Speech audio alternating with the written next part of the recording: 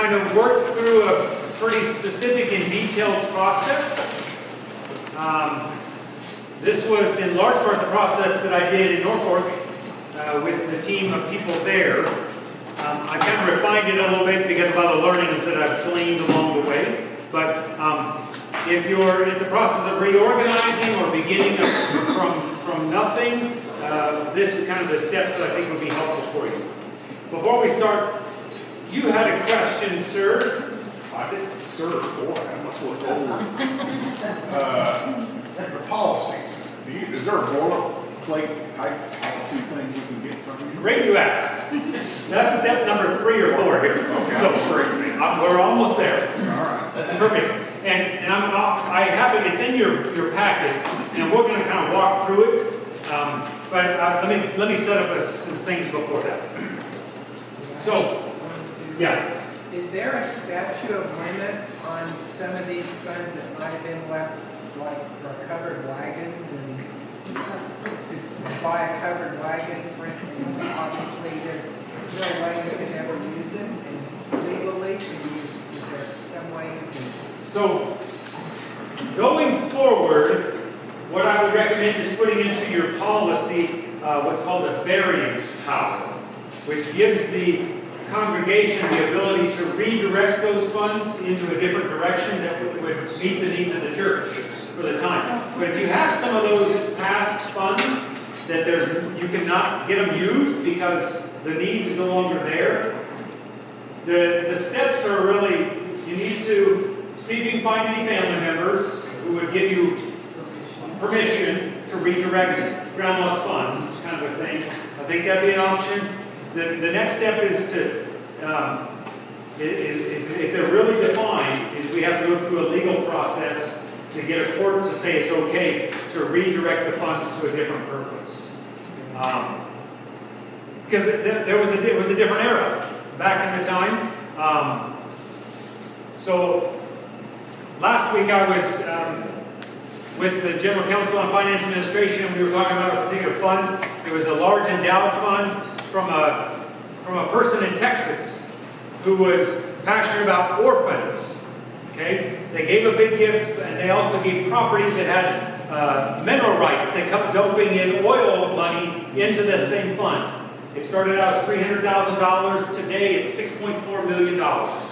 And we were trying to figure out how to spend it at a higher rate to get it gone, or not get it gone, but to keep up. Does that make sense?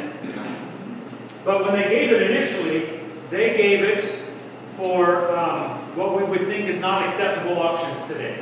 Okay? They gave it for a certain ethnicity, a certain gender, a certain scenario of particular people. Okay? And the needs of foster children in Texas are not so. It needs to be more broad. So the court had to rule that the intent of it was to help support kids and foster kids in Texas, so they made it broad. Does that make sense? So that's you need to do due diligence, and then you have to follow up with stuff. I actually answered another church's email about that, kind of what the steps. If you got a specific fund, I could send the stuff that I sent them to you. Does that make sense? So let me know.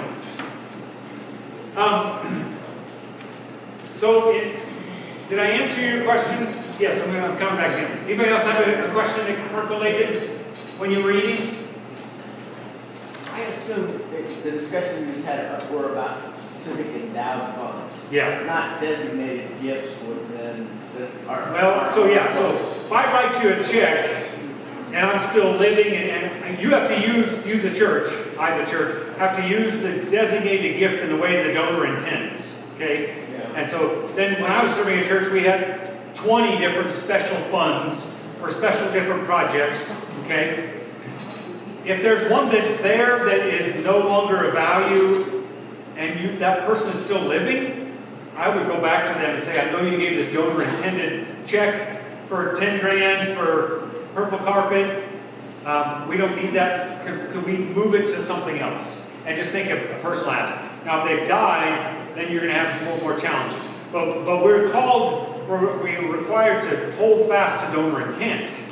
And so figuring out how to do that, but One thing is when it becomes in the way of, you know, a gift in the offering plate for a special purpose, versus a long-term fund you've created to sustain that.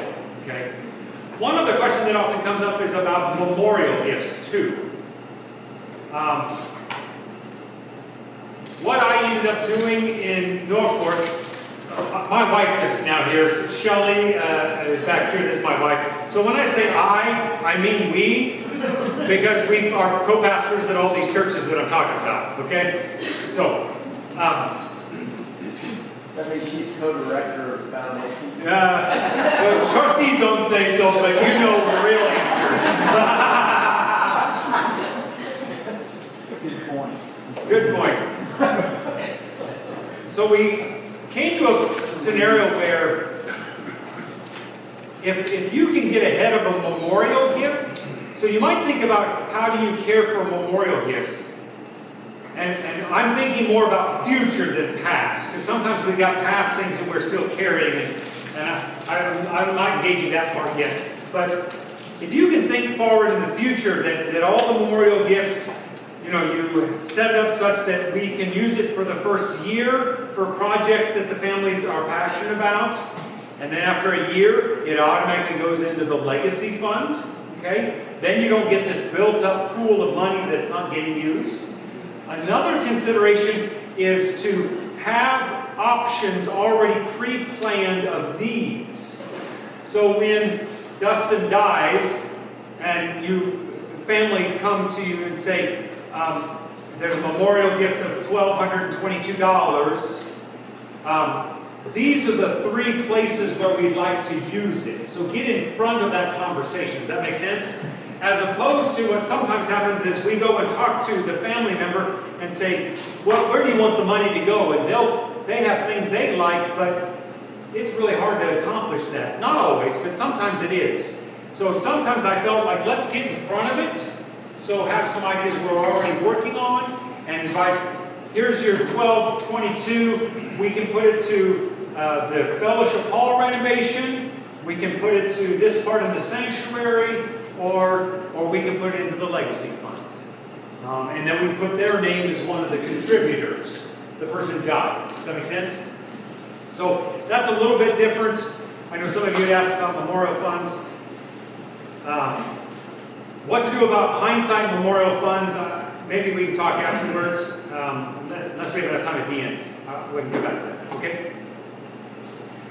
If you look at the second slide on page 8, or I'll give it to you. I think, first of all, it all comes with having an expectation that God's calling us to make a difference in the future of our church and our community. If we don't have that, then maybe legacy ministry is not the primary thing. Does that make sense? There's a church in Kansas, and they're close to closing, possibly. And they've asked, the neighboring church has asked if I might come and meet with them. And my conversation with them would be, well, why not consider leaving a legacy to other churches or to produce a pool of funds? So let's close, if you're thinking that you're not going to have a future ministry, let's close and take whatever resources you do have and create a long-term permanent fund that would support other neighboring churches or ministries across the state of Kansas. We've got funds through the foundation to do ministries all across the state of Kansas, okay? And we can think about ways to support those different things. They probably shouldn't be creating a legacy fund. Does that make sense? They might think about how can they leave a legacy and focus on other things. But I think this is a part of that foundation piece. What we ended up doing in Norfolk is when Shelley and I arrived, I'm going to correct myself every time, since the boss is in the room. When we arrived, they had some funds, but they hadn't been cared for some time. And so I got together about 6 people who were passionate about endowment ministries. And we got together and we just spent some time trying to make sense of all the past funds. We had about 12 or 13 different funds, big and small. Some of them would just automatically dump into the budget. Some others were going different places. Some of them were being used. And so let's just get a handle of where all these funds are at. A few of them were undesignated, and so we ended up creating a new pool. We called it the Legacy Fund. It was endowed, meaning the main gift was going to long-term stay, but it was undesignated. It's going to be used in lots of different ways. But some of those previous funds could come into that. They were set up such that we could move that money into that, and those individuals could be named as part of that legacy fund contributors. Okay? So we just spent time thinking about this, and I think it would be helpful if you don't have an endowed committee or you don't have a group of people that are focusing on endowment, that you think about how that group can work on that.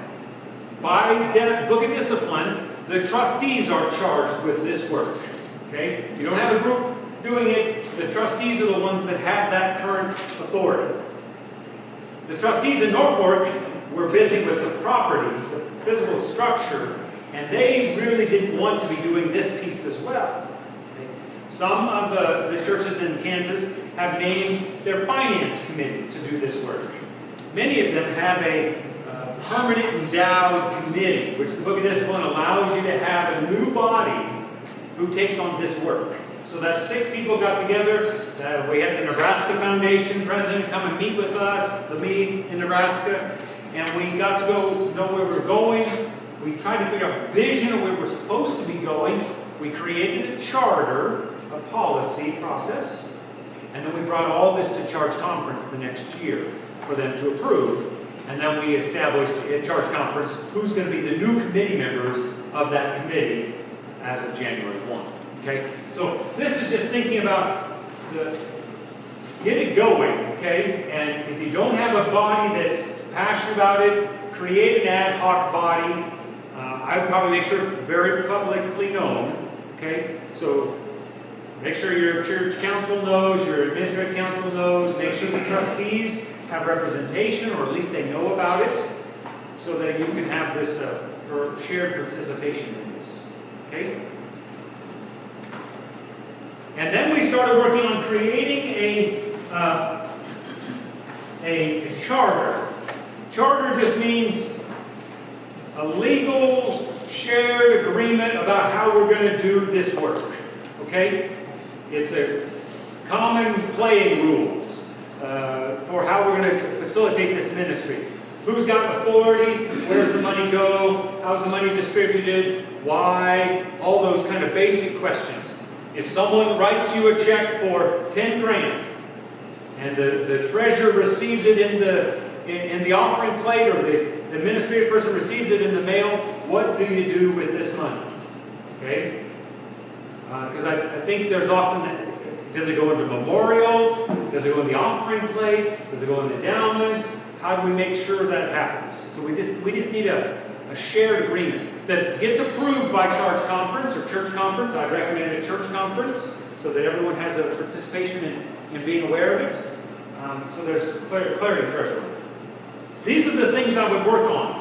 And if you make it, and I'm going to give you an example, we're going to walk through it, but big picture, make sure it's simple. Okay? The more complex it is, I think the less success we'll have of helping people know how they can make a lasting difference. So make it as simple as possible. Think about ways to have higher thresholds or higher thresholds for donor designated funds, or some churches may be in a position not even to have a donor designated fund. The third one is consider a spending policy. You don't have to do this, but this would be my recommendation, is a spending policy. I think it helps with using the money well. And then fourthly, have variance power, which that speaks to the covered wagon concern.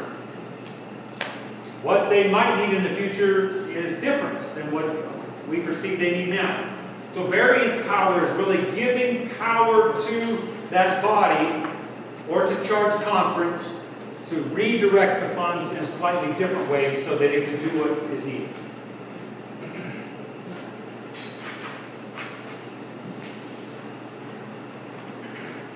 And part of that is figuring out what are those different vessels that are going to receive pooled monies. So the first one I would suggest is a legacy fund.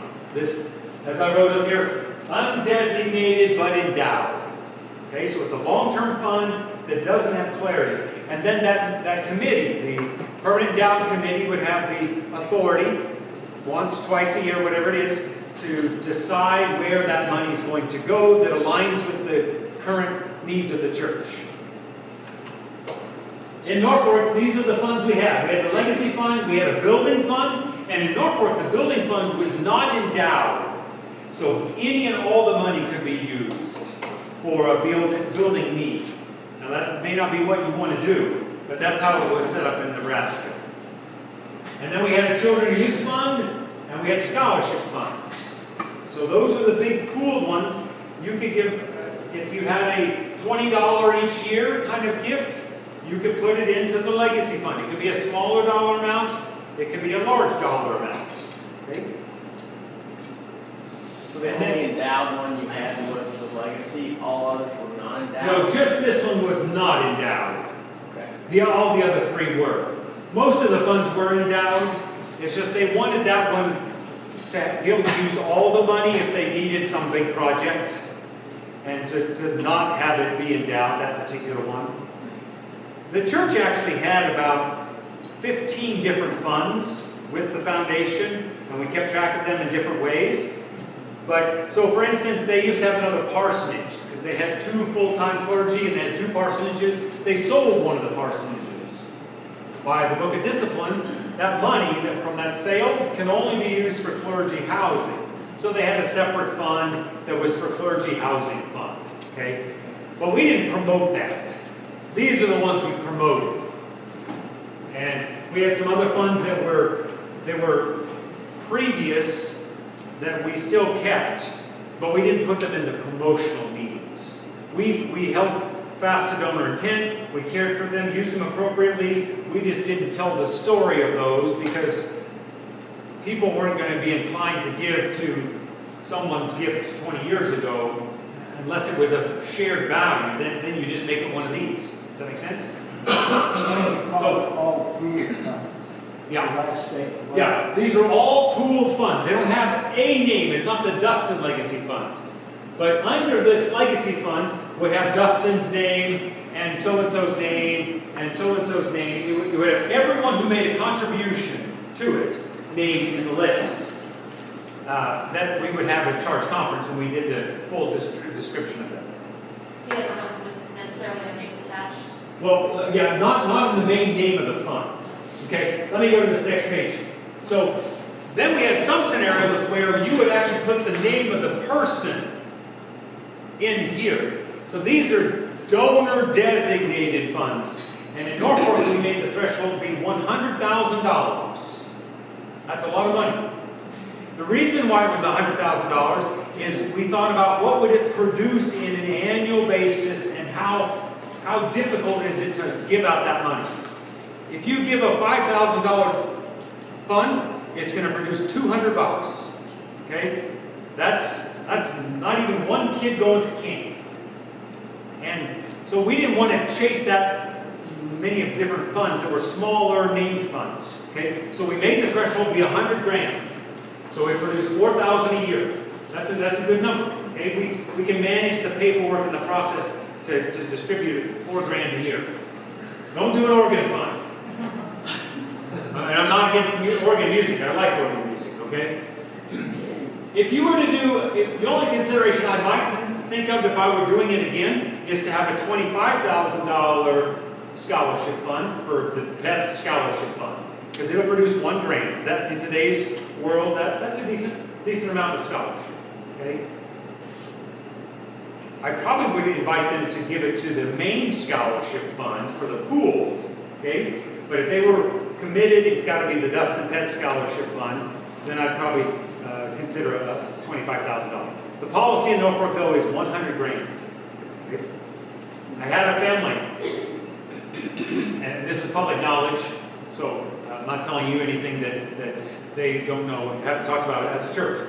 There was a family that had a health concern, and the husband was going to be going in for surgery, and they were worried that he might not survive the surgery for this cancer that he had.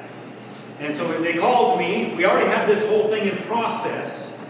And they called and had me come meet with them. Ron and Dodd know their names. And they decided that they wanted to create 2 named donor-designated funds in the Norfolk Church. One of them to support camping ministries.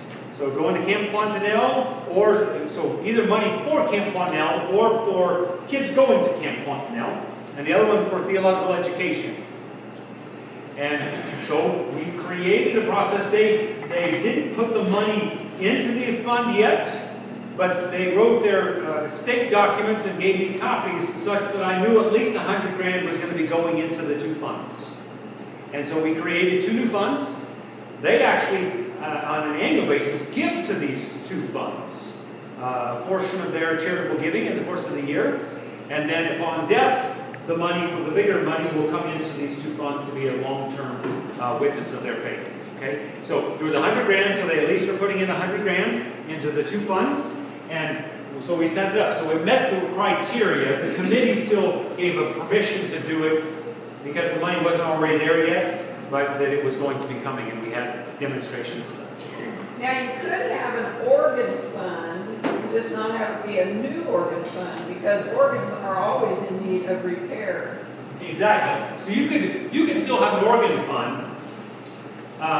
The policy in Norfolk would say it needs to be $100,000. Okay, that's the policy in Norfolk. It doesn't mean that's what First Church needs to do, but in Norfolk it's $100,000. If I were meeting with you and you wanted to do that, I really ask you to, could we make it more broad? Just so in 30, 50, 100 years from now, they don't need that kind of instrument. Include blue carpet. Pardon me? Include blue carpet with that. Yeah. Just make it like worship ministries or music ministries, something a little broader than just organ. I don't know what the future will be like, and so make it as broad as possible. I trust that people are going to be worshiping 100 years from now in some fashion, and music will be a component of that worship in some fashion, being a church. But you're right. In Norfolk, you could do a organ fund for $100,000, and then it could go to sustain the current organ, or to be towards a purchase, be the main lead gift of a new purchase of a new thing. Does that make sense? Some churches might not even want to do this, the donors designated funds. And then so once you have to figure out where you're trying to go and why, and it needs to align with your church's values. If your church is all about doing mission and partnerships in the community, maybe, well, that could be served by the legacy fund, but it might be that you have a special separate fund to do that too, okay? The less complex is better. So take your papers, and if you look in the back of the right-hand side, there is this document. I want you to pull it out. I actually contacted a peer of mine, and I liked their charter, so they gave me a copy of it, and I made some tweaks to it to make it more relevant for here in Kansas. And so then this is just a template for you. You wouldn't have to use this, but it might help prime the conversation. And I'll send this to you. Probably, yeah, digitally. Joanna will probably help me do that, but we'll get this to you in a digital Word, Microsoft Word format such that you don't have to waste your time typing. Okay? Is that what your question was? Perfect. So I'm going to walk through this. It's 15 pages long. I don't want to go through every word, okay? So I want you to get the big picture, and I'll highlight some pieces. And if you've got a question, we can try to figure out if the document addresses it or not, okay? This one has been written such that the endowment resources don't go to sustain the general operating budget of the church. Therefore, above and beyond the normal operation of the church. Okay? Not all the churches do it that way, and I don't have a judgment about either way. I'm just telling you this one's written such that it's not to support the general operating budget. I think there's a little less value if it just gets dumped into the general giving for the church, and you don't get to tell the stories of the impact in the same way. I will say, however, I met with one church and they were like, I just assume the endowments support the stuff no one else wants to give to. Like utilities. No one's really going to, they're like, ooh, I helped make the electrical bill get paid this month. So that's not an easy give, right? So they wanted the endowment to do those kinds of things, and then above and beyond that are really cool ministries would be new dollars coming from the living, active part of the congregation. Okay? You could write it either way, you just can't write it both ways. Okay? And this one is written so that it's not to support the general operating budget of the church. Okay? So, at the first part, this is where you type in the why. Why are we considering this? How will it make a difference? What's the long-term view of the church? And what's the purpose of the legacy fund? So that's where this is trying to address, this first part here, is what's it about and why. Okay? And you see it's even underlined here. It is not intended that endowment income provides for the church's general operating budget. It is intended that the church annual budgetary process, together with annual giving, so support normal and customary church activities.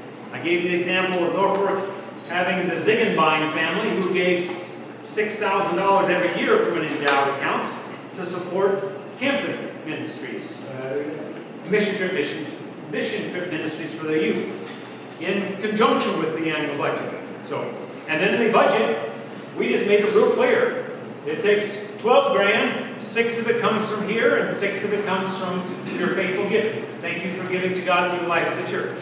Okay?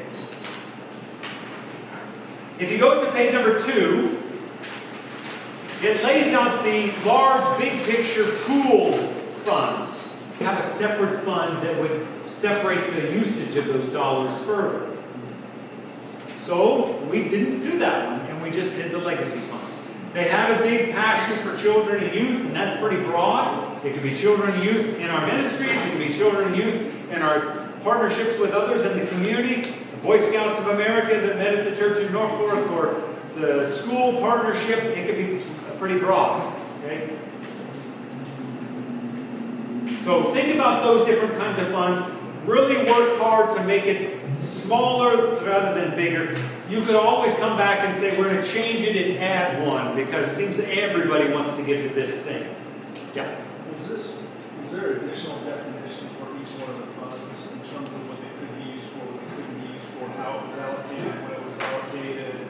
So I think I would put that in there. I didn't do that in this kind of template version, but if you've got some, if you really want some clarity for, so what is missions and what is outreach? What does that mean?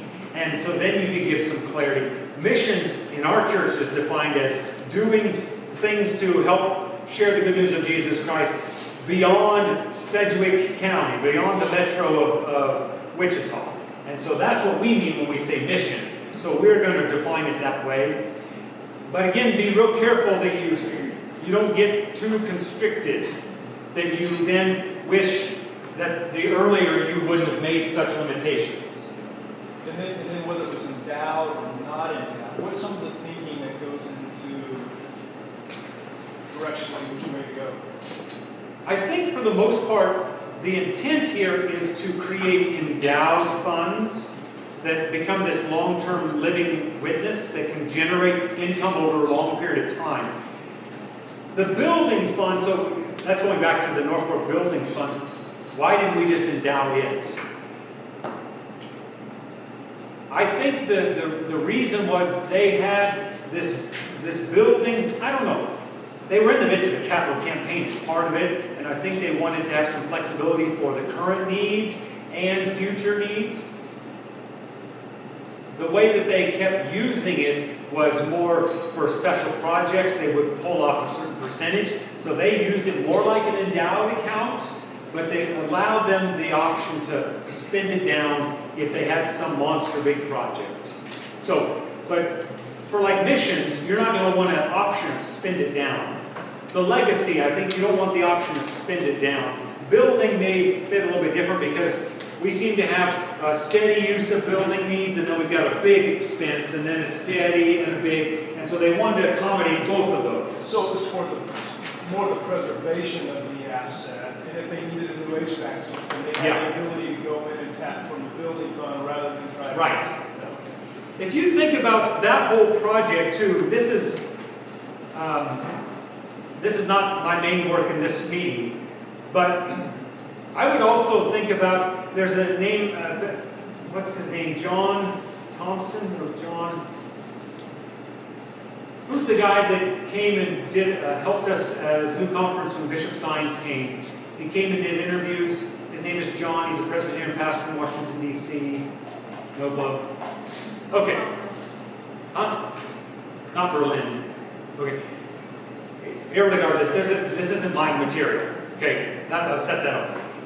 He wrote a book and it talks about the business of church, and his recommendation is to find out the consumable things of our properties, HVAC systems, roofs, those kinds of things that will run through after a period of time. They only have a certain life expectancy. To find a way to quantify how much it takes to replace them, and then put it into an annual contribution to a special fund of some sort. So let's say it's going to, let's make a funky, easy numbers. Let's say it takes $100,000 to replace all those consumable things, and the average life expectancy for all of them is 10 years. Okay. Then you think about, well, every year we need to put $10,000 into this pool of money so that we're ready to receive. We're ready to use that money when the HVAC system dies. So it's a preventative maintenance. What most churches do is we get it paid for and then we stop. And we wait until, oh my goodness, we have a whole bunch of money we have to raise today. So it's more of a slow and steady pay it along the way kind of process. But it could maybe go into this fund. That'd be an example. Does that help answer? I wouldn't leave it like this. This is just trying to get you started and to think about the different funds. The next page, page number 3, is about, do you allow donor-designated funds or not? I would think many of our churches in the state of Kansas, we might not allow it if we were creating a new process going forward. If you make really good pooled funds, and you find a way to celebrate the individuals name by name, those who contribute to it, I think it reduces the need for a donor-designated fund. Some churches have it set up such that every fund becomes its own account. And then you keep track of the Dustin Petz fund. But the way you use them is you kind of pool them and then use them as a whole group. That'd be another way to do this. I think if you were doing separate funds, I would be cautious to get into too many of them, because it's really tough to chase after many different funds for many different purposes, and then they don't do the things they want them to do. At my last presentation I gave in Topeka, there was a suggestion that if you do this kind of a thing, if you allow a donor-designated fund, is to make a document, and I offered to, on behalf of the foundation, for us to kind of create a template for you. But if you have a person who does give, let's just say the Petz Family Theological Education, then you have more information. So who gave it? Is it endowed or not? Where can the money go? Where can it not go? Just give more of that clear explanation of where does this money go. Because sometimes we just have a name of an account and all the back paperwork we don't know about. And can we use it or not? I don't know what to do. Let's just leave it and wait. That doesn't do well for your ministry, your legacy ministry. So if you set up something with the foundation, we will create a donor-advised memorandum that gives the foundation clarity about how to deploy those monies in alignment with your values and your wishes. So it would be a similar kind of thing that might be set up here. I told you about Ron and Dottie, okay? Well, I know Ron and Dottie, and I remember what they wanted, but in 30 years, will the church still know what Ron and Dottie wanted with those funds? Does that make sense? So you need to have that, think about a heritage with that information. So this says, do you allow it? Yes or no? If you do allow it, how much is the minimum amount? So that would be a decision you need to make. The next section is really, if you've got these funds, who's responsible for caring for them, telling the story of them, managing them, dispersing them. And this is written such that you create a new entity within your congregation. This would be more for a little bit larger church. I think I preached at my first church appointment, they had a single committee that made all the decisions of the church. It was a small group. A few of them were the trustees and a few of them were finance, but they all did all the work together as one small group. You would want to do it differently in that scenario. But if you wanted to take this work and have it not be a trustee group and have a new group, who is that group and what's the makeup of that entity? If you'll notice on page number 5, there's a suggestion here to even have their time of service be a little extended from the normal rotation service. Most of our churches have a 3-year rotation of leadership. Am I right? I mean, that's how you all roll. So you have a class of 3 people who serve for 3 years and then they rotate off. Okay? You might consider, this is the suggestion from the Michigan Foundation, to have a longer term, because this work is a longer term kind of work, and sometimes it's helpful to have a little bit more continuity. You may say, we don't want to mess with that. In Norfolk, we did 3 years was it. So.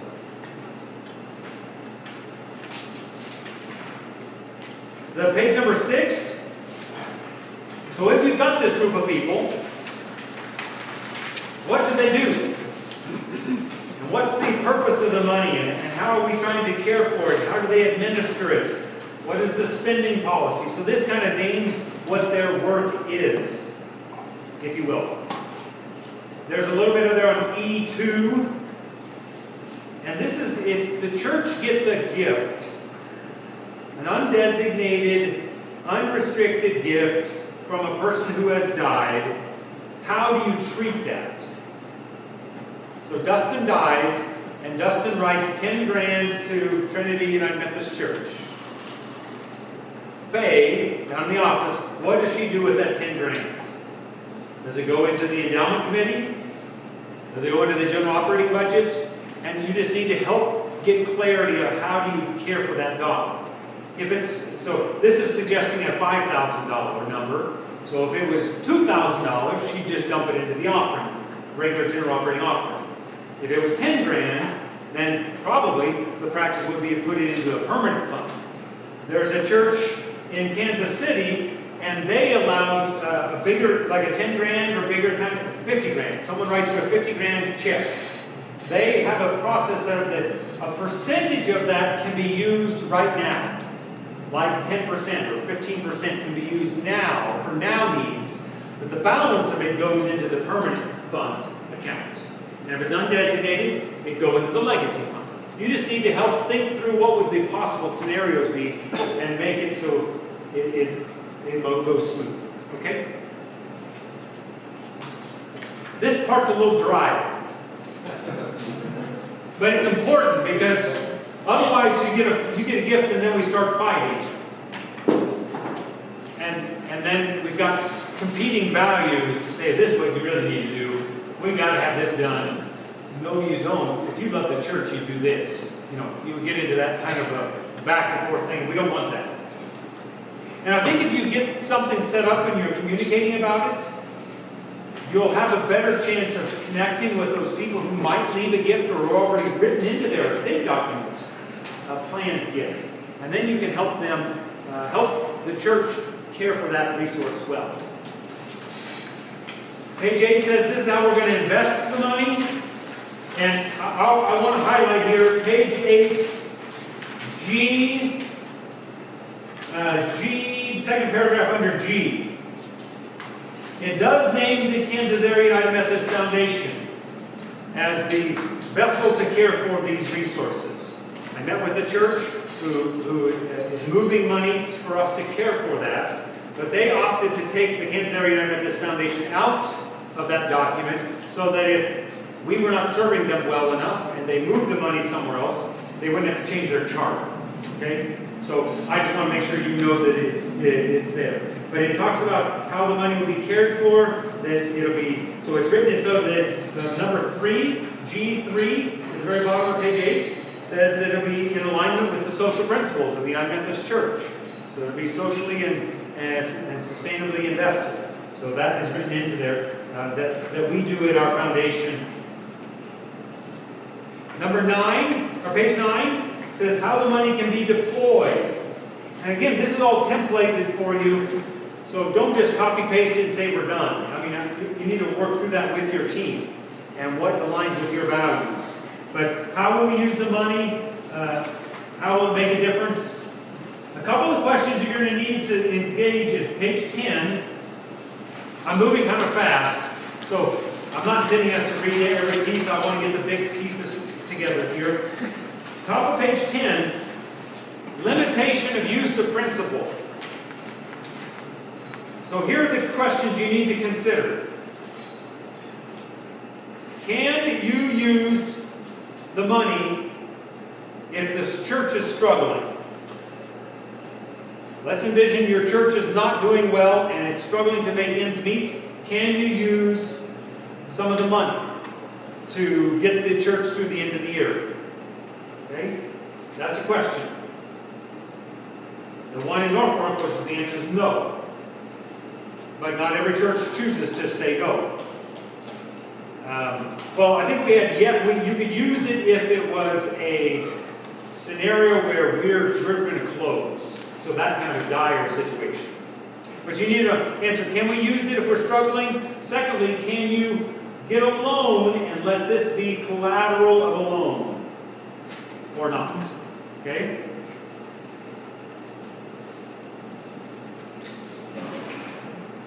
So those are just things you need to think about. Okay? If you look, okay, so look at the second paragraph under I. This is page 10 towards the top.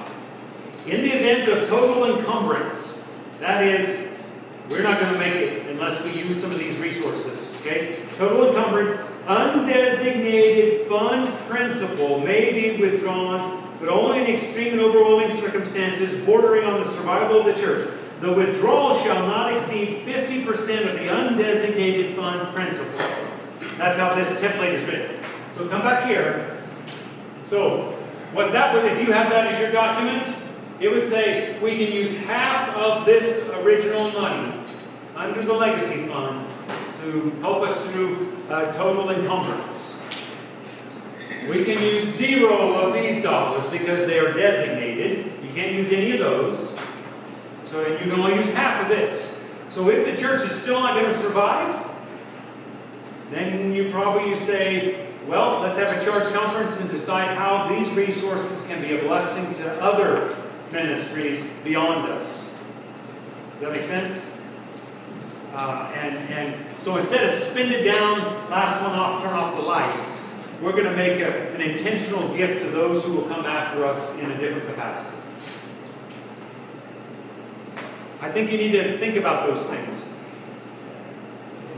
It does say here, with 3/4 of the permanent committee and 3/4 of the church conference, you can approve to do those spending down of some of that. But not all the way to the 0. Okay?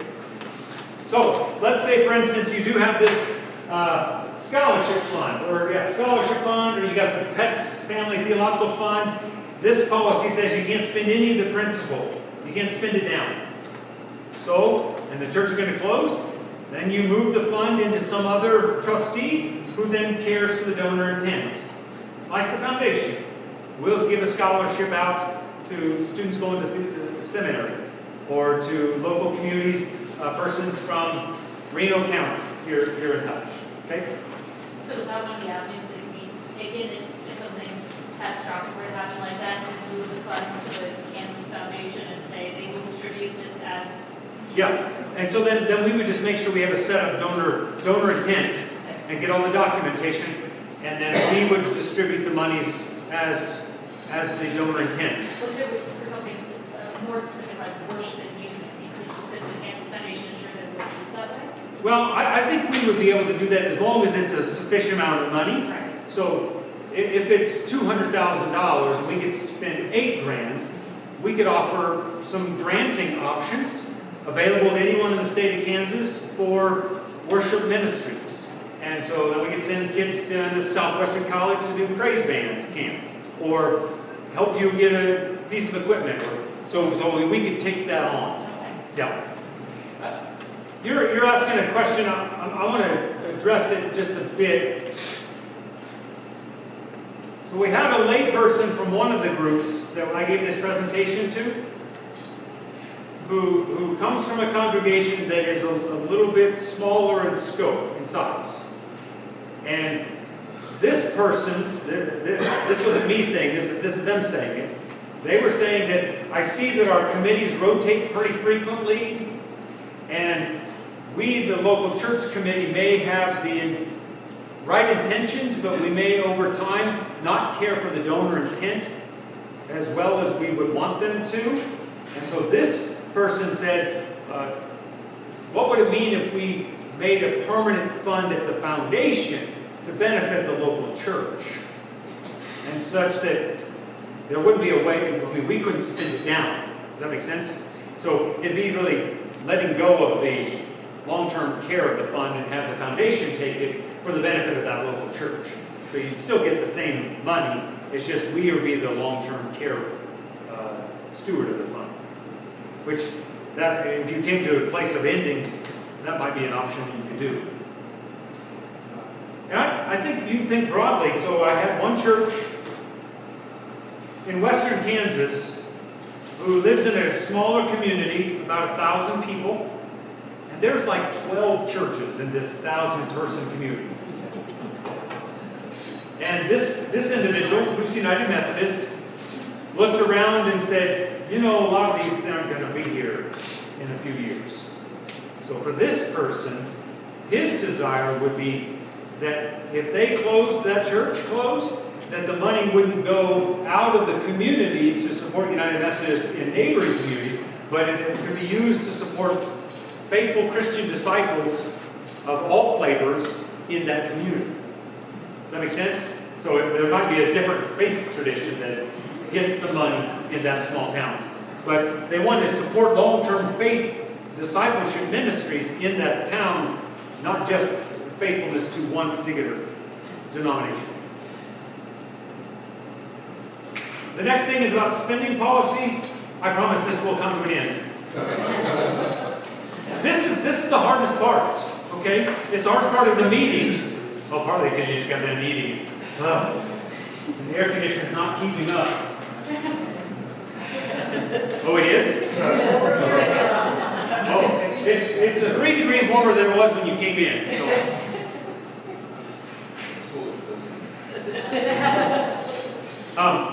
This is the hardest part to go through the meeting, but this is also the hardest part of doing this work. Once you get this done, it's easier. I mean, it's still really important, the rest of the work, but this is just tough. You gotta push yourself and stay faithful to it. Spending policy. So if you look here, it has some different aspects. Erratic spending that may place the future of the fund in jeopardy. So we don't want that. We don't want to disregard the effect of inflation, thus decreasing the financial power of the fund. We don't want to have a lack of disbursements from the fund resulting in disinterest.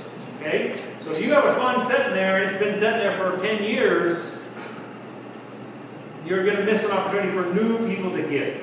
It's like you didn't take care of the other people's gift. I don't know as I'm going to give. Number 4, investing too conservatively, causing low growth, or too aggressively, placing the fund at high risk. So finding an appropriate balance for that.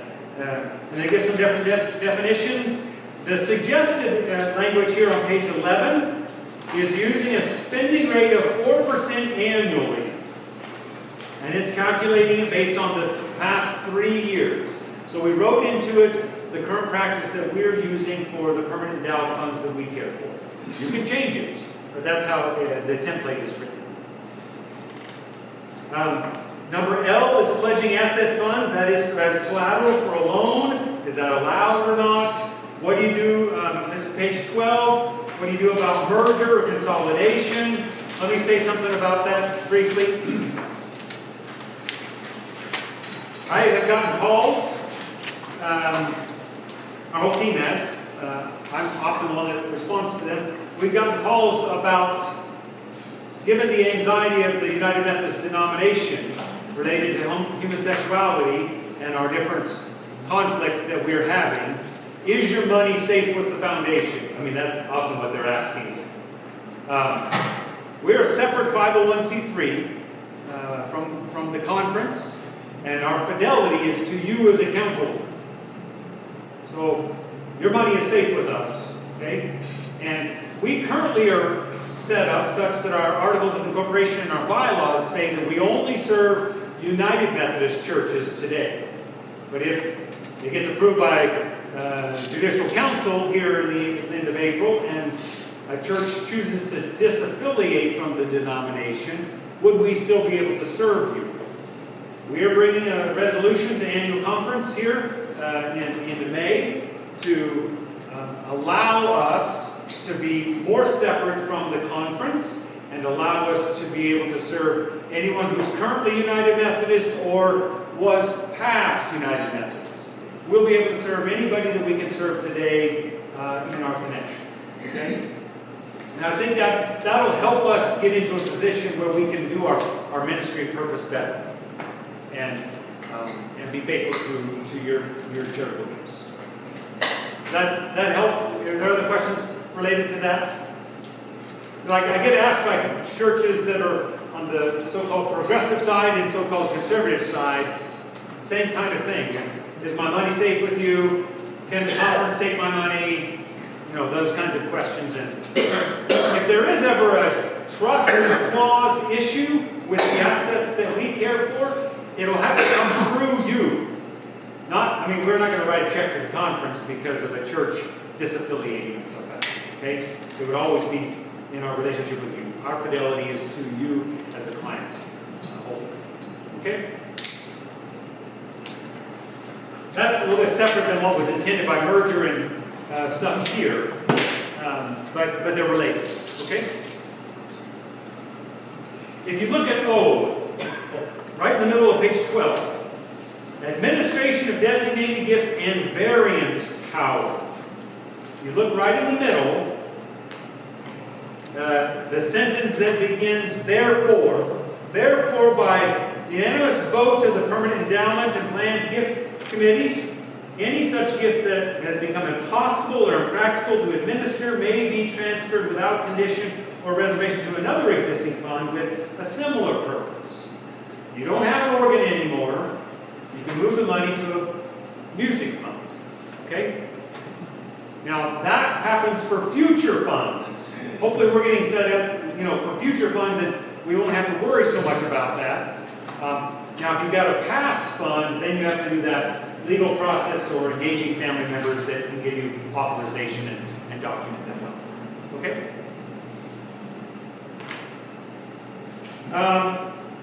I'm going to jump over a bunch of stuff. Part S on page 13 is about bequests to the church. It's again, if someone gives you an undesignated amount of money, what do you do with it and why? And then you sign it. Page 15, go all the way to page 15. I'm skipping just a little bit because I want to get done with this part. But we'll come and meet with you if you want to work through this, okay? And I'll get this to you. So I won't spend all of our time on it, but you'll have to spend a long time on it. And this is the hard part, and we'll work with you. Page 15 is a resolution. This is the template resolution for you to create a new committee that we were talking about. Create a new committee and give them this part of the trustees' work. And to get that approved based on paragraph 2534 of the Book of Discipline. And it gives clarity about that. And so my hope would be, if you think about today, my hope is all of your churches, if you already have a charter in place that you like, then I wouldn't mess with it unless you find some things based on this presentation today that you want to change to make it be better. But some of our churches, many of our churches, organizations be a little bit different in your scenarios, but I think you could get this done by church conference next fall. I think you're going to have to get busy on it, okay? But I think that would be possible. So largely it's going to be creating the charter and creating this document such that next fall, November, October, whenever it is that the DS comes and meets with you, you can get approval for this. Most of our churches, however, do a group network-based or otherwise charge conference. Yeah? Everybody does that? You don't want to do this as part of the group because you want enough time to talk about it, and your DS may not allow you to. So you might have to have a separate charge conference just for this purpose, which is not that hard to do. Get your DS to say yes, promote it for 2 weeks ahead of time, have an ordained elder who serves as the one to preside over it if the DS can't do it. I mean, it's possible. I would, if you do it as part, and the DS is okay with it, part of the big group charge conference, I would have a meeting for your church to discuss it before. Not just walk in and say, we're going to make this happen. Okay? And use that as a time to tell the story. To tell about this is what we want to do with it and why, and how we want to care for those gifts that are coming forward. Okay? Does this help? It's pretty complex, but I hope it's a helpful thing for you. Yeah? So my church is building very farming area, farming area, and the gifts of the human point have been one day you can dedicate X amount, blah, blah, blah. So would this be we have a single committee model as well. Yeah. And we're part of the 6 church network. Okay. So I'll get the question. If someone comes up to me in the next month and says, I have $100,000, I want to put in an undesignated fund, a legacy fund, whatever you want to call it, fund.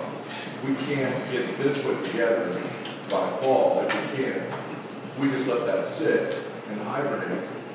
We can't touch it, but it's working for whatever mission that person wants as we're waiting and get this put together. So regardless, it doesn't hurt us to not get this in charge conference if we don't have the people that can man the boat, so to say, Yeah. push it. So if someone writes $100,000 for an undesignated kind of legacy fund, I mean, you can receive it. Right. I would get it, try to get it into an appropriate investment, thinking of the time frame for the account. And then when you come to write this, make sure you're taking into account what you're going to do with this fund. Right. I think that's okay. But there's no reason to hurry. Yeah, don't rush this. Get this done well. I think is get it done well instead of get it done now is the difference. Otherwise, you're going to come back and amend it and change it. Yeah. Once the plan, vision, program is established, charters signed, the program launched, how are the endowed funds managed from an investment perspective? Where do the funds reside, and who is responsible for the investment choices, and the allocations, and the management of those? So I would make sure that the big picture of that is in here. Okay, so what's our investment mix that we are intending? Who has responsibility for it? Largely, if you use this version, it's that planned committee, planned giving endowment committee. I just called it endowment committee to clarify. But they're the ones that have the responsibility for the appropriate investments. If you do it with us, so we would set up an agreement with us, and then you would tell us how to invest those dollars. And my normal suggestion is think about the time horizon. So if you guys are in a building project and someone gives building money, you're maybe going to invest those dollars separately. But if it's a long-term permanent fund, try to be more aggressive with that. Now, if everyone in your committee says we're going to have a big correction here in our market cycle, then maybe you pull that back a little bit until we're past that. But that work gets cared for by that permanent endowed committee. So which is why I have investment folk, people who did endowment ministries in the public sphere, an attorney on that committee. So that committee is the one who then takes responsibility. And we can work with you to give you some suggestions. So you're saying that committee could determine whether the foundation is run through the Kansas Area United Methodist Foundation, Yep. or whether the church establishes their own foundation Right. Now, and so when you use the word foundation, what I'm understanding is creating a separate 501c3 that cares for those dollars. Otherwise, the language here is just that it's an endowment fund of the church as a whole. So there are some churches that have created a separate body that its own 501c3 entity, and some of them are, they have a sole member, that is the church of that foundation, and then they care for the funds for the benefit of the member, the church. So you can do that. That's more complex. You could simply just have funds that the congregation has, and the congregation is the long-term steward of those funds that you invest with us or with some other entity. Yeah. I think the purpose is separate. 501c3. Well, some of them do it, they do it in part because there's a lot more resources and they want to have greater protection. So, there's some churches that have had difficulties with, I'll make up a scenario. They had problems with safe sanctuaries and they had abuse of a child. Okay? Teacher inappropriately abused a child. Okay? If there's a lawsuit, all those resources would be considered where separate foundation provides a greater firewall between the two. Another reason is that we were talking before, what happens if the church gets into a struggling situation? If the church if they're together, the church might say, well, I know it says 4%, but we need 9 to make it through the year. And they can more easily start consuming more of the endowed money. Where if it's a separate entity, there's a greater protection of those long-term gifts. Which is also why some of those churches have said, well, let's put it with the United Methodist Foundation. Because I don't have the same urgency to spend down and I have a responsibility, the fiduciary responsibility not to do that. So those are some of the reasons. But it makes it a lot more complex. So, Yeah. so the simple way, so I understand this, I'm a little confused. So the simple way would be we establish a building, endowed building fund, and somebody writes $100,000. So we can take, and we've got the charter in place, the two options as I see it, we can take that $100,000, establish an investment account with an investment advisory service, Yep. and manage it accordingly, and it flows into the budget and everything, how it's set up. Or that $100,000 check is written to the United Methodist, Kansas United Methodist Area Foundation, and you manage it according to how the endowment committee at Chapel United Methodist Church has determined you should manage it. Yes, a document that you fill out, which mainly says these are the officers who can decide about the account. This is how we want you to invest it. We're agreeing to this level of fees. This is how we want the distributions to come, and how to manage it. And then we take it and invest it in those ways that you tell us with our Do we diverse. tell you where to invest it, or just we want a ratio of 60% bonds, 40% stocks? Yeah. You guys determine who the investment advisor is, Yes. who the brokerages are. Yeah, so your choices are equity fund, fixed income, short-term income fund. And you can put a ratio of however much you want. And then we've got our investment committee is created, and so it becomes part of a pool fund for all of our investments that we have on behalf of all the different accounts. And is it a draw to that model that because you're managing more money, you can get better rates, better fees than we potentially could if we're just starting out with? Yeah, so I think it's a couple things. We can probably get better rates than you could by yourself because we care for 50 million, so that we have a more purchasing power in that capacity. Another piece is that we are socially responsible in investing, alignment with the Book of Discipline, and so our fund managers are aligning with those same kinds of purposes. The other piece is you're getting the partnership with us to come and help cultivate and help you do your work. So I think those are some of the benefits. And the fee money is going to the shared United Methodist work across the state of Kansas. So, you could do that to another local fund manager for supporting their work. I'd be honored if you invested in with us. Keep it family. Yeah.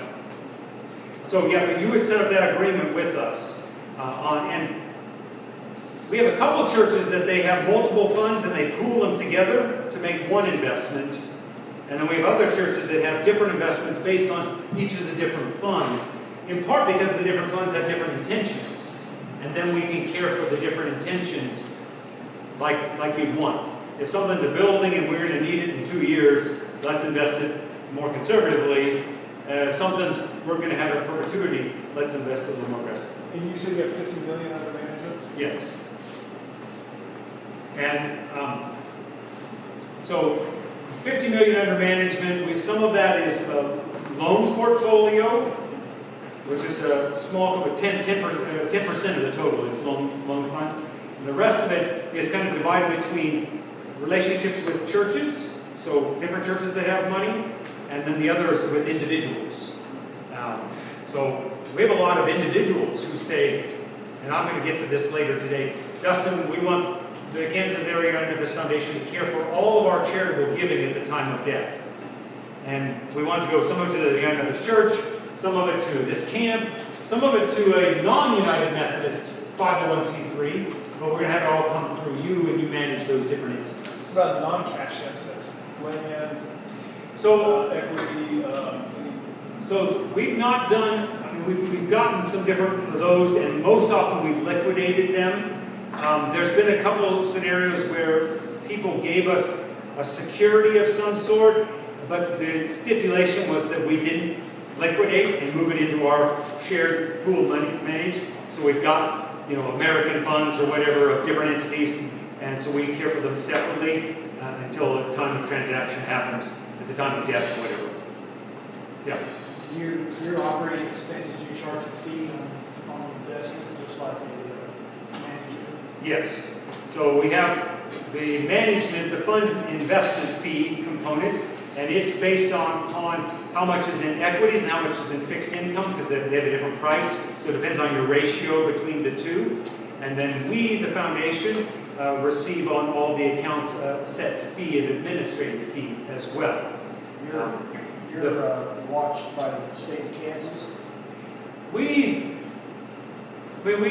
file stuff with SEC. I mean, primarily with the certificates of participation that we do. They're more like CDs. So we do those. The rest of it, because we don't really buy and sell securities. We're just more of a middle relationship piece. So the fund managers, they're the ones that have the more exchange, licensing, and oversight. I'm only asking this, I don't know. Who oversees you? Oversees me, Dustin, would be the board of trustees. And you have that board. And we have a board of 21 people. And where did that come from? It initiated in the mid-'60s from the Kansas East and Kansas West conferences. They launched it, okay? And the bishop is one of them. And then we have 5 clergy and 15 laity from across the state. Some of them are experts in their fields of loans and investments and such. Others are, less expert like me. They're more in knowing about the ministries and shared work of the conference.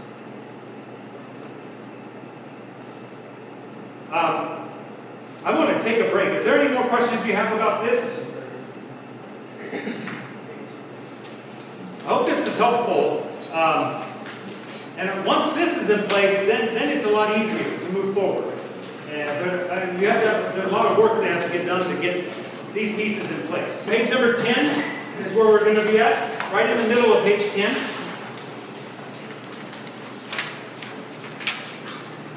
So you get the charter done, and you get it approved by the church conference. Woohoo! I do a church conference so that everyone can be there. And I would make sure everybody knows where you're currently at with any current funds. Just to be, let's err on greater transparency as opposed to less transparency. Okay? So you get stuff in place, you receive church conference material, approval for it, and then you move forward.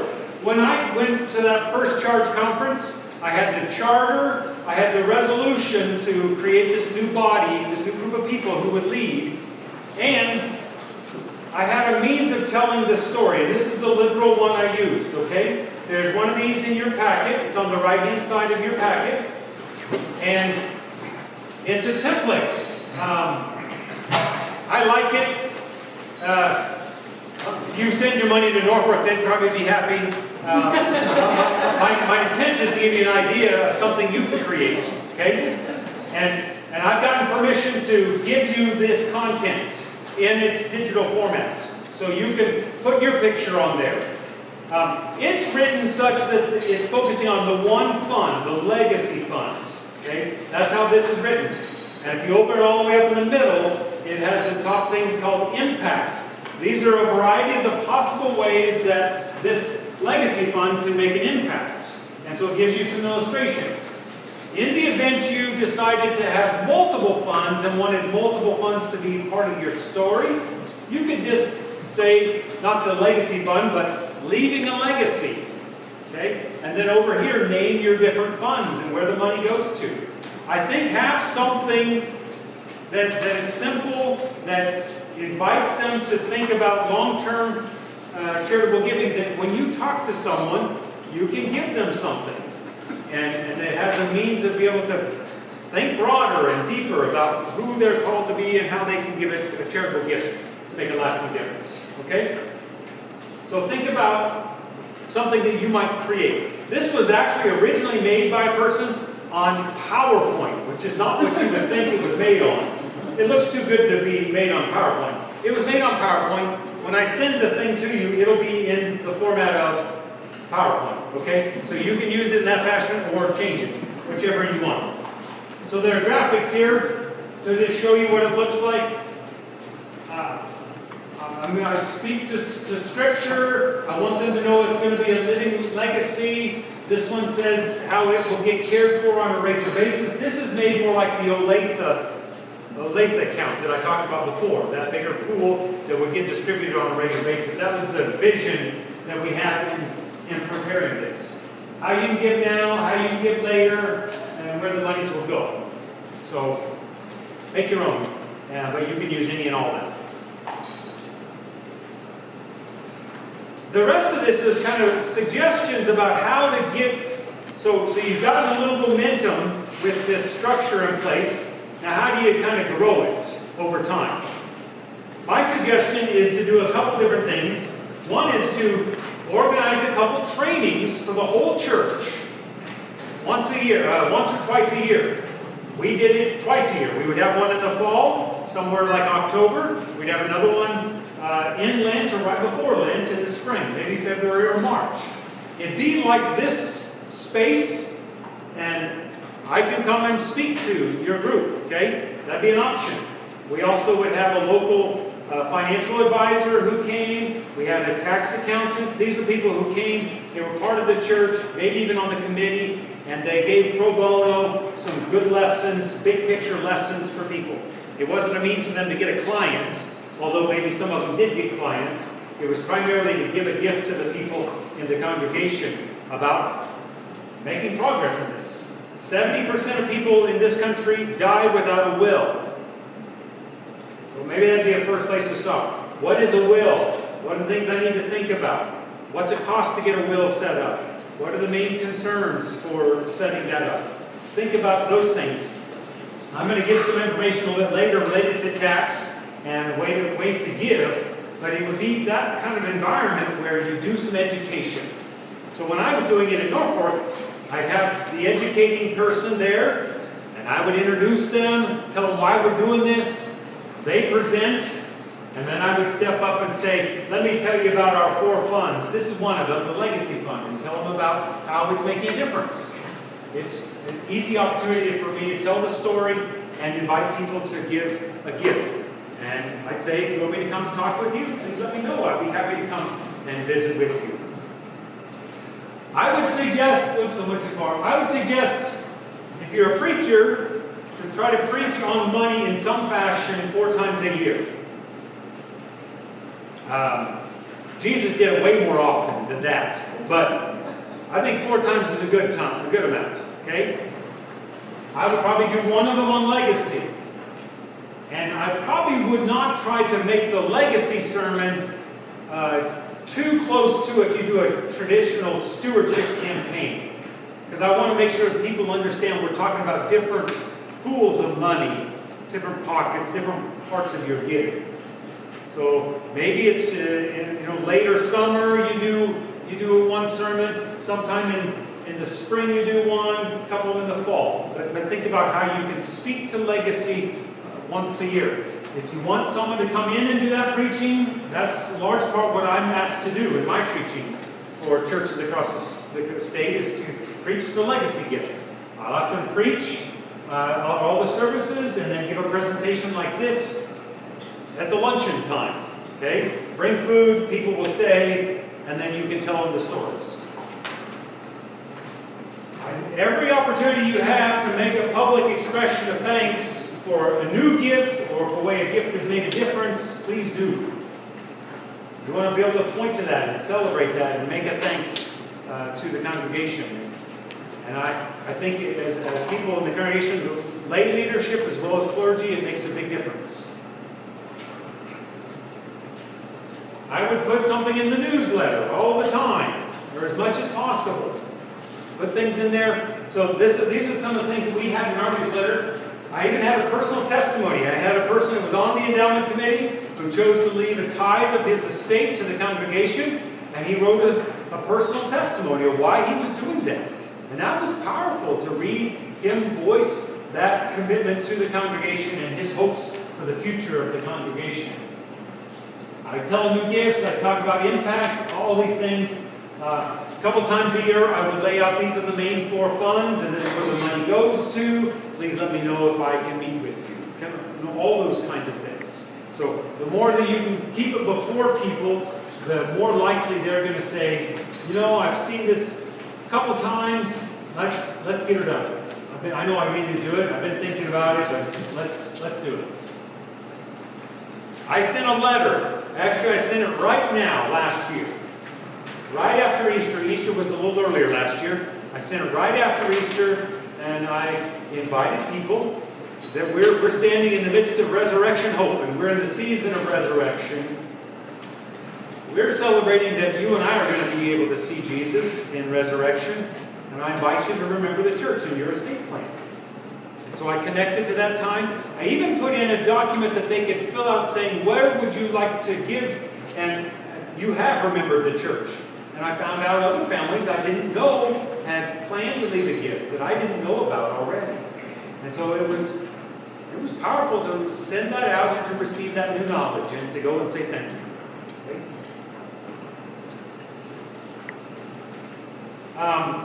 Cliff Christopher has written a lot of different things about this kind of work, money as a whole. And one of the things he told me, I went to a training about 4 years ago with him. He told me, I served a church, Norfolk had about 300 people in worship. And he told me that I needed to be visiting with one family a month. And this would be going, and like what I talked about before, going, setting up a specific invitation to meet them, sit with them and meet, tell them thank you, tell them about the vision, and invite them to leave a charitable gift to the church. And we would talk about lots of things. What if you gave a tithe of your estate? There have been a lot of families that have chosen to give charitably, think of all their charitable causes as one of their children. So there's a family in Norfolk, they've got 3 kids, and their 4th kid, quote kid, is their charitable giving. So 25% of their charitable estate, or their total estate, will go to their charitable causes that they are passionate about. I think that's a great way to help people think through what that would mean. So it would be in that kind of scenario where I would invite them to give a gift. And I wouldn't go and say, we're looking for $100,000 from you. It's not the same kind of thing as a capital campaign process. It's more speaking to percentage. 10% is 10%. You all know that, right? If you got a lot of money at the time of death, you can give 10%.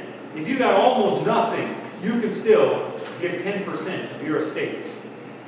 And to help people process that. Sometimes people think, I don't have enough to give. And then I have other people say, I got too much to give that much. Which might be where the foundation could be helpful. So you might have families in your congregation that have significant resources, and maybe the scope of ministry of the foundation, which is all the state of Kansas, and a lot of different granting opportunities, we might be a partner that could work with some of those families. I have one family that if they gave a tithe of their estate, the church wouldn't know what to do with it, because it's a pretty sizable resource. But because we serve 700 churches in Kansas, we could care for that gift better, with part of it going to the local church. But we can give out grants to a broader variety of opportunities. At Charge Conference, I would have a report which had all the information about all the funds. So this is after it's all done and going. This is the amount of the fund. This is where it's supposed to go. This is who, all the people who have given to make this happen. This is how we deployed the money this last year. So all that kind of information, it's just an opportunity to share a story. So you're required, as part of Charge Conference, on form number 2, to do members and assets. Well, those are our favorite forms, aren't they? The pastors and others. No. But I would put this in the form number 2 material. So that we've got all, you have the fund balance report document, and then you put in this document, and I think it's helpful to get it all out there in a public fashion. Year-end letter, I would send here, find your tax, your charitable giving for the year, and then I would write a letter, and it would have, here's all the things we were able to do this year because of your faithful giving. Here are the special things that you made possible because of your endowment giving as a congregation. We received $100,000 new this year towards our endowment to be a living legacy of this congregation. Thank you so much. So why not put it in those places? And people read through that and go, cool, we grew our worship attendance, we sent this number of kids to camp, we've got this many in youth, and we did this. As I said before, think, ask, tell, repeat. When Cindy was here, she talked about this next one, which is kind of a legacy society idea, having a foundation Sunday. And I think those are great means of getting the conversation going and getting some money into it that can help. Oh, that's her comment. Legacy society. Some churches have a legacy society, and what that is it's a group of people who have all said, yes, we are remembering the church in our estate plan. So if you did this at the college, they've got a list of all the people who have made a commitment to the church. It'd be the same for your organizations. And to find a way to make a special thank you and appreciation for them. Maybe it's a banquet, or maybe it's simply a separate letter that you send out. This might be more of the practice of a larger, a little bit more complex church, or one that's had a pretty developed legacy program already in place. This wouldn't be the first thing you start with. Okay, this is a later addition beyond. Is that helpful? I was trying to get a bunch of kind of steps and ideas that you might go through, and I found that it works best if I book myself down the road, because then I'm going to have to get to it. And I know I'm going to have one in the fall, and I know I'm going to have one next January. And I do my preaching. I try to do my preaching, 6 months in advance. And so I know I need to preach on this topic here. So make sure I get them in there. If I'm just making it 1 week at a time, then there's just never enough energy to do it. And this stuff, you got to be thinking farther down the road. So I'm going to speak a little bit about the foundation, and then I'm going to end with some ways to give charitably. Okay? So the foundation, and I kind of shared a little bit in the earlier conversation. So we started in the mid-'60s, largely to care for permanent funds of churches or of individuals. We do a loan ministry, we do capital campaign work. Lee leads that on behalf of our congregation, or our foundation. We do stewardship preaching, all those kinds of things. A bulk of it is longer term relationships with United Methodist folk, churches and individuals. So as I said earlier, half of our money is in the way of church relationship. So if someone gives your church $100,000, you can invest that with us, and we'll care for the investment piece and help you in that process. But that's your long-term money. They could also set up in a relationship with us and send the $100,000 to us, and then we'll disperse it on behalf of them to your church and to other causes. Okay. I see my job as cultivating generosity that changes lives. The money to raise funds, but also to use those funds to make a difference in people's lives. Not just to have a pool of money, okay, but to be able to use it to put it to work to change lives. I already said all those things, I think. We come and serve you, and are happy to do so. Let me say a little bit more about individuals, and I'm going to say more coming up here. So, half the money are with individuals. So we have trusts, charitable gift annuity, charitable gift annuities, but we also have different kinds of trusts that we set up.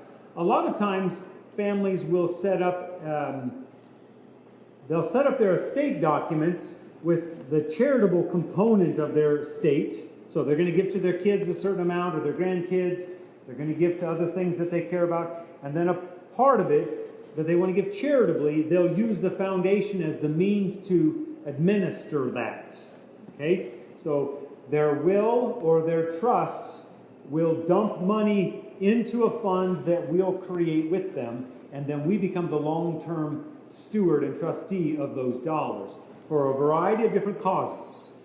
It doesn't have to, we want half of it to be United Methodist, but it doesn't have to all be United Methodist, okay? And so what will happen is you with your attorney will set up the legal documents and then set up a donor-advised memorandum with us, which gives us the direction of how to care for and distribute the money that we receive. So let's say again, we have 3 kids and your 4th kid is your charitable giving kid, and you have $1 million to distribute at the time of death. So $250,000 would come into a fund that we would care for. And then every year we would disperse 4% of that. So what is that? $10,000. Okay? We disperse $10,000 on behalf of you to these 3 different causes, whatever they might be. So 20% goes here, and 40% goes here, and 40% goes here. And we would distribute those. Okay? We do charitable gift annuities, certificates of participation. Does anybody know what those are? At the local bank, you can get a certificate of deposit, a CD, right? They don't pay too much, but what that does is gives some capital that they can then use for lending through the bank. We do a similar kind of process where we have what's called a certificate of participation. It's like a CD. It's a fixed rate, but it's not as high. But it gives us money to be able to lend out. So we do loans to churches. We're figuring out how to do them in cooperation possibly with another foundation so we can do a greater capacity and do them more than what we have been doing. But that's how we've got money that comes in the way of certificates of participation that individuals or churches can set up. And then we do loans with that money. Okay? So you're getting a fixed return and the joy of being able to know that you're supporting loans to help churches build new buildings or put in new roofs or new parking lots across the connection. So that's a ministry we do. About 1/10 of our resources are cared for in that particular process. Okay? Those are the people again. Okay, I'm going to do a couple things. These next 3 or 4 slides are not in your materials. So you're not going to be able to find them there. So you're just going to have to look up here. And since we got an accountant in the room, I might get corrected, and if I do, please offer, Greg. I'd be happy. Although I talked with some of your staff members to see if I was doing this right, to hopefully I am. So Congress raised the standard deduction. You all have your taxes done? If not, you better get with it, because Monday's a coming. So raise the standard deduction to 12 grand for a single filer and 24 grand for a married filer. Okay? And what that did is a lot of the people who had been doing itemized deductions will maybe fall under standard deduction under this new rule. If you have a little bit larger means and you give generously out of that, you may still be able to do standard deduction, but for a number of people, the accountant that we work with says that we used to have about 40% of people doing itemized returns, and he thinks it might be in the single digits for this year, for 2018, in itemized returns. Okay, we'll find out what the data is afterwards. But so the question was, then how do we do our taxes to take advantage of the new tax system? Is there something that we can do?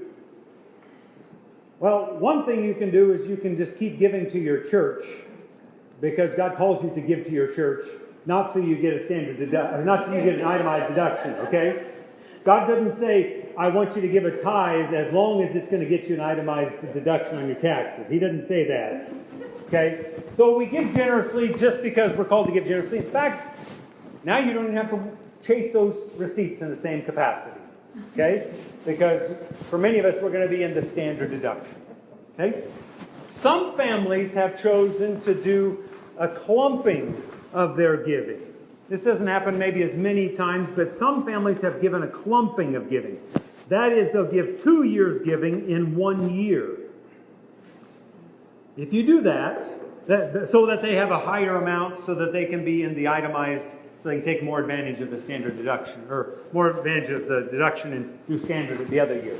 Okay? If you do that, make sure your pastor and your finance chair know. Okay? So that they're not booking a higher income next year for your family and then it not come. Okay? So that's one option. This is maybe a better option. Some of you might be in the age of 70 and a half years of age. If not you, there are people in your churches who are, am I right? We got 70 and a half year olds in our churches, okay, who have IRAs. Do any of you have IRAs? Yep. Okay. So if you're 70 and a half and you have an IRA, you're required to take a required minimum deduction. Yep. It's a certain percentage of your pool of money. The percentage changes every year. As you get older, it's a different amount. Okay? Most of us, we take that RMD money, required minimum distribution dollars, as income. But then you got to pay tax on it. Okay? And then a lot of people will take that after-tax amount of money and give it to the church. Yeah? So let's just make up a scenario. Let's say a person is going to take, they have to take 10 grand for their RMD. And let's say their tax bracket is 20%. I don't know what it really is, but it's easier to think of 20%. So 2 grand will get taken out of that 10 grand for tax. Okay? And so then it starts with 10. When you get it as an individual, you're going to only have 8. Let's say your charitable giving for that year you want to give is 8 grand. Well, then you can give that $8,000 to the church. Okay? That's an option. But another option is to do what's called a qualified charitable deduction. Distribution, what did I say? Deduction, not a deduction. Distribution. So instead of receiving that money as into you as an individual, you can give the qualified charitable distribution straight to the charitable cause that you care about, i.e. the church, okay? And you don't have to pay tax on it, but it fulfills the RMD requirement, the required minimum distribution requirement. So if you had 10 grand, you could have given $10,000 to your church, and not instead of the 8. Does that make sense? For a lot of our families, we need to know this. So if you have someone who's curious about it, there's red and white brochures in the back table. So I invite you to take one of those. You don't have to take all the money as a qualified charitable distribution. Say you need some of the money for income, but you're going to give 5 grand to your church. You can send 5 to the church and take the rest of it as income. then you only pay tax on the income part and not the qualified charitable distribution. Okay? If you're like me and have a 403B, all the clergy in the room, probably others, or you have a 401k, this doesn't work. You're going to have to roll it into a traditional IRA for it to work. But it's a possibility. Okay? So talk to your administrator. You can get it set up so it doesn't once a year. When I was in Norfolk, we'd often get once a year kind of checks. The investment firm that was caring for the IRA asset would tell us, here's the money you get from this particular person. They don't get to count it as on their taxes as a deduction, but they don't have to, it's not counted in their income. Okay? A lot of heads are shaking, so I trust that many of you know about this, so wonderful. So I think finding ways to give now is important. We've talked about giving now. You can do qualified charitable distribution. You can do grain if you're a farmer. Or find other ways that you can give. In the event that you want to give an appreciated asset, so let's say you have stock. You've got a Apple stock, and you bought it some time ago, and it's appreciated. You bought it here, and now it's worth this much. If you sell it, you're going to have to pay capital gains on this. Okay? But you could use the foundation if you wanted to give it charitably, and you could give us the stock. We'll sell it, liquidate it. We don't have to pay the capital gains, and then we can send to your church the charitable gift on behalf of you. Okay? We have families and individuals across the state that do that. So that'd be a way to avoid some capital gains on that kind of asset and give to your church. So think about ways you can give generously now. Think about how you can give generously in your estate. So what would 10% of your estate be today? Think about that. What would that mean? What would it look like for you to give that? Or maybe it's 25% or some other kind of thing. Bye. Thank you, guys. Let us know if we can do something. If you have a will doesn't govern all your stuff of your estate. So it doesn't govern your life insurance policies if you have those. It doesn't govern your IRA if you have one of those. The designated beneficiary forms for each of those govern those different assets. So make sure you've got all your bases covered by the different resources you have. And think of it holistically. Now, you may have your estate document saying that these other entities will dump into the estate, into the will or trust, and then out of it to the charitable causes. But just make sure you've gotten all the pieces covered. Okay?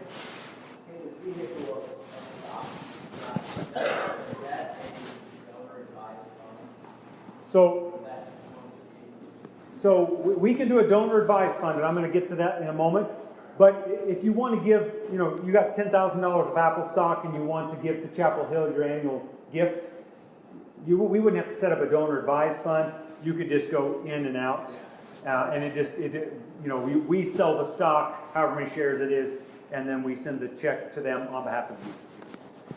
I'll get to donor advised in a moment. So also be thinking about what are those assets that are best ones to give charitably. And what are those assets that are better to give to family? This person is in this illustration has $500,000. $50,000 of it is in the way of an IRA where they've avoided tax as they've been contributing to it. Okay, and then they have land is the scenario that's up here. The tax avoided asset, i.e. your pre-tax IRA, is a better entity, better resource to give charitably. Because you're not going to have to pay the tax on that, okay? Whereas land is going to have a step up in basis. So that's a better entity to give to family. So be thinking about, these are just simple illustrations, but thinking about what assets are best for people to give to charitable causes and which ones are best to give to family to make the most difference. So here's the donor advised fund. So donor advised fund can serve in the capacity of a short-term existence, or it can become a long-term permanent fund. It depends on how we write it. But it's mainly where the foundation cares for your charitable interests, in short-term or long-term. And so you give resources to us. We give you a charitable deduction receipt for that. And then through us, we'll give it to the causes you care about. By the way, these are all in your slides now. The tax piece, those 4 slides of tax were not. These are in there. So if you need to make notes, we're probably at page 17, 16? 16. So we have a lot of families who will they'll give stock or other kinds of cash gifts to us. And then we'll hold a fund, and while they're living, they'll direct us to distribute those monies to various causes. They have to all be 501c3 charitable causes. We want half of them to be United Methodist, but they don't have to all be United Methodist. This illustration, so this is the person who gives money into a particular fund. We set up an agreement, a donor advised memorandum, so we know how to care for it. And then it gets distributed to lots of different causes. So this one set up Trinity, any other 501c3 that you care about, Boys and Girls Club, Circles of Hope, Steps, whatever it might be. K-State Wesley, it could be K-State Wesley and Go Cats. Or it could be K-State Engineering Department for a scholarship for $1,000. I mean, it could be a variety of things, okay? This thing here is a newer one of the foundation. So most of our money is money that the churches and the individuals have determined they want to give, and they've got clarity about a local institution or whatever. We've come to understand that we get a lot of people asking us for money, and we want to be able to support ministries across the whole state. So we've set up some funds that we are giving grants out of for leadership development, for children and youth, for mission and outreach, and to support the ministries of the foundation. So earlier I was talking about a person who they had a more sizable estate and they wanted to give a charitable gift of 10% of their estate, but it might be too much for their local church. There are some families in our connection that are in that scenario. This could go to support needs across the whole state, and that can be adaptable to our surrounding environment. So it can be set up in the way of donor advised. We can do it in the way of a permanent endowed fund, that your trust or your will dumps in a percentage of your estate to go to these different charitable causes. Okay? These are kind of this scenario. It means that the foundation becomes the caretaker of the fund in the long term. We can send it to your local church, okay? As opposed to so let's say you have, earlier I was given $250,000 example, right? You have $1 million, a quarter of it's going to charitable causes. So you could say, we're going to send $100,000 to Ark City First, okay? So the estate will write a check to them, and then they're responsible for caring for that. And you give it to K-State Wesley, $50,000. You have another $100,000 to go to Camp Horizon. You guys are down by Horizon, okay? So you could write your documents, your estate documents, to go to those 3 causes. Or you could take all $250 to come to a foundation, and when we distribute those resources every year to those causes. The nice reason that you might use us is, let's say the conference decides we're no longer going to be in camping ministries, but we still have kids going out of Ark City to go to camp. Okay, we would be adaptable to be able to distribute the money to support the kids going to camp on their own instead of through a particular program. So we have ability to be adaptable. Remember we talked about adaptability? The foundation sees the bigger picture and can be adaptable over time as ministries change. So, or if a church closes, what do you do with the money? And we set them up that way. So what happens if something quits? What do we do then? Not that we're expecting it to go, but we want to be protective of the long-term aspect. 2 things. This is called a charitable remainder unit trust. And I'm thinking of you, Bill, because you talked about some different farmers in your congregation. This year, well, in 2018, but also about 2015, we had some farmers who had some assets. They were farm equipment assets. So they had farm equipment and they depreciated out the value of those farm assets. But then they had a change in their lives and needed to sell that farm equipment. If you sell the farm equipment, we're going to have recapture of that depreciation. You're going to have to pay a fair amount of tax. So what those people did is they took the farm equipment and they put it in a charitable remainder unit trust. This would work if you had other appreciated assets of any sort. Puts it into a charitable remainder unit trust, and then that asset will give them income. That trust will give them income for the rest of their lives until both of them have died, this husband and wife, and then at the time of death, whatever remains will go to the charitable causes in a permanent fund. So it's a way to liquidate their assets, a way to get a long-term, lifetime income, and they're able to give charitably to things that they care about. So here's a picture of what that could look like. You have the resource, the asset here. It goes into a unit trust. We set up an agreement, a legal agreement. You get life income for the donors, and then at the time of death, it goes to support charitable causes into perpetuity. Wait, if you get our at annual conference, you'll see our annual report. We have another family that's doing this exact same thing, and they're in their early 60s, I think, somewhere around there, and they're feeling called to quit farming and go into ministry, missionary kind of work. It's kind of like Abraham and Sarah. I'm going to call you to new places and a new ministry for your life. So they got rid of their farm equipment, made a charitable remainder unit trust that will support them in this missionary work that they feel called to do in this next new stage of their lives, as God leads them stage by stage, as we read in Genesis 12. Okay, last one is charitable gift annuities. Do any of you know about charitable gift annuity? It's a pool of resources. There's Wesley Towers has some of these, right? It's a pool of resources that you enter into an agreement where you get an annuity payment, an annual annuity payment. It might be broken down more frequently, but an annual amount that will come to you for the rest of your life. And at the time of death, whatever's remaining in that fund will go to charitable causes that you care about. Okay? The benefit of these, so we write them for people who are 60 years of age or older. Okay?